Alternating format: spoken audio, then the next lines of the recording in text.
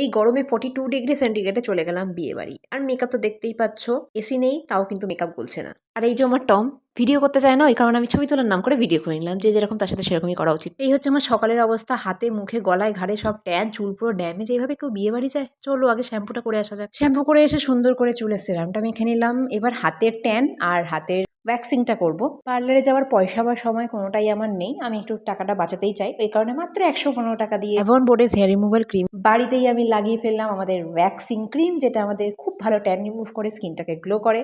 যখন 15 মিনিট পর শুকিয়ে যাবে তখন সেটা যেদিকে হেয়ারের গ্রোথ তার উল্টো দিকে ভালো করে টেনে টেনে টেনে টেনে পরিষ্কার করে দিতে হবে। তারপর হাতটা ধুয়ে ফেলতে হবে। অ্যান্ড দেখো ট্যান ট্যান, হাত পুরো পরিষ্কার, ধক ধক ধক ধক করছে। ভ্যাক্সিং করার পর এখন দরকার একটু বডি পলিশিং, তার জন্য আমি ইউজ করে নিলাম Evan free man body sugar scrub. এটা স্ট্রবেরি ফ্লেভার্ড। লাগিয়ে শুকনো ফার্স্টে ভালো করে স্ক্রাব করতে হয়।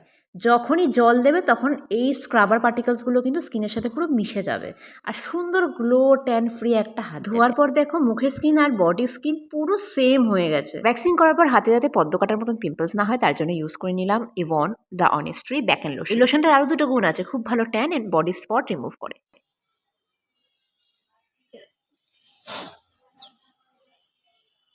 হাত দিচ্ছ কেন গায়ে? উফ, এই ছেলেটা বহুত ডিস্টার্ব করে, এখন আর মনে হচ্ছে ভিডিও করতে দেবে না। বাকিটা পার্ট 2-তে দেখে নিও। বাই।